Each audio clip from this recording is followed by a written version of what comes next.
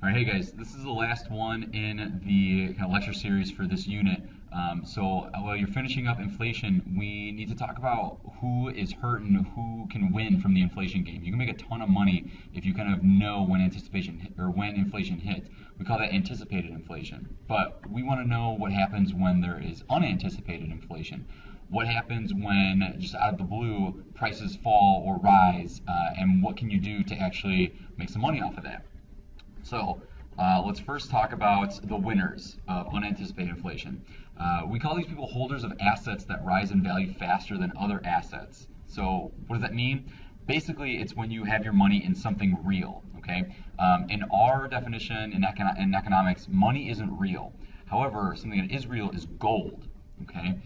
So you can buy gold, and it's all very speculative. And if you believe inflation is going to rise, you buy these assets. You buy gold because inflation literally eats away at the money just sitting there. It can't eat away at gold. So let's take a look at this graph here and see what this means.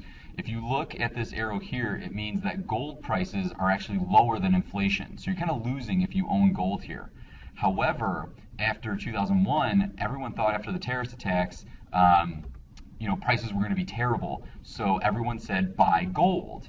Okay, buy it now, and look what happened. Those prices rose drastically, and inflation actually dropped. So if you were to buy gold, you would be in a ton of money. Okay, and we can look at some of the rates here. So we have this nominal rate of inflation of gold was 15.5%, when the regular inflation rate was just over 1.5%.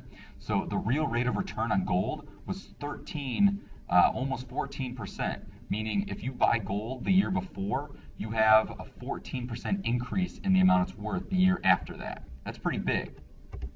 So kind of moving forward, in 2004 and 2005, inflation climbed 26%, but gold is still beating it.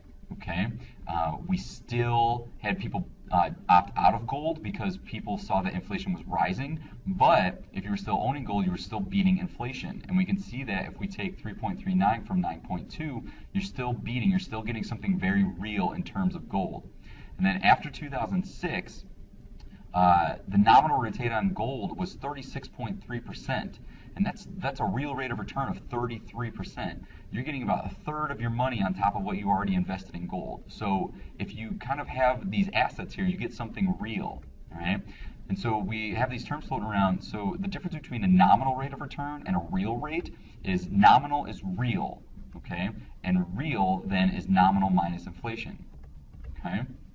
So remembering these two things, it's nominal is what you see, and real is what you get. All right. So just looking at the numbers there, working through the package, just remember those two definitions. So let's skip through a little bit. We'll skip that one. Blah blah blah. Okay.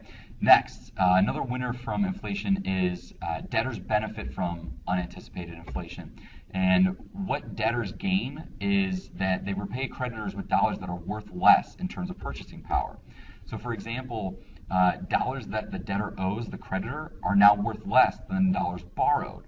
So what this means is you borrow $1,000 from your parents at a 5% interest rate because they're jerks and they're charging you 5% interest.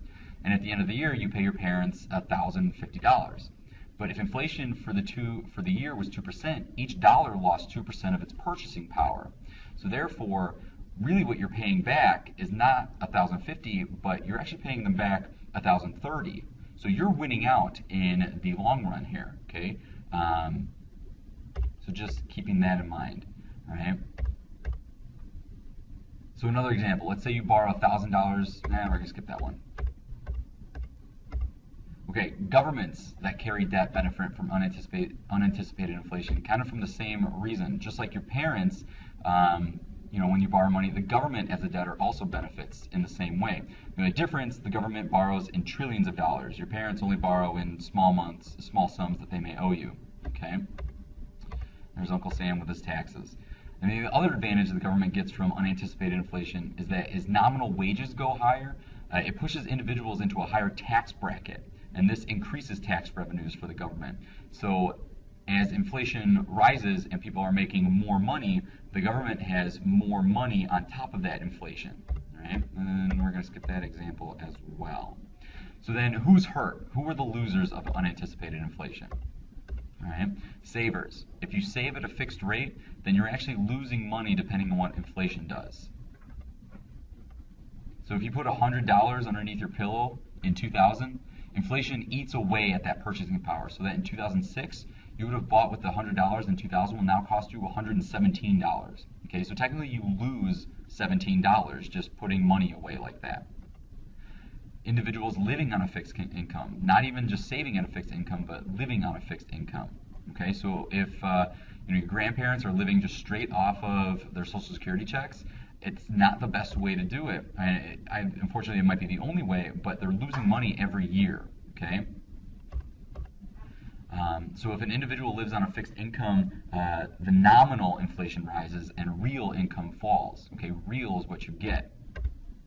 And then creditors, okay, bankers really, people who give out loans. If a bank lends money at 6% when the inflation rate is 4%, the bank receives a real rate of 2%. So that's not good for the bank. It's good for you, it's not good for the bank. Okay?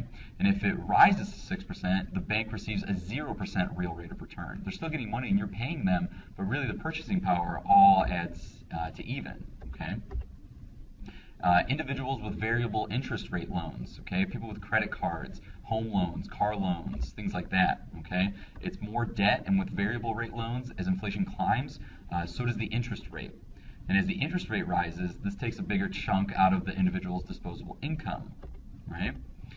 And then holder of long-term bonds, right? These are stocks, things you can buy, usually from governments. They're a little less risky, but as inflation eats away at that, it's not going to do you any good, right? So as you can see, as inflation rises in green, holders of this 20-year bond get a lower rate of return, right? You can see as inflation rises, the bond actually dips. So in conclusion, in times of higher anticipated or unanticipated inflation, people want to get out of their money and put it into something real. Okay, so for example, in 1972, inflation was at 3.3%. By 73, inflation hit almost double, 6.3%. And in 74, it was heading towards 11%.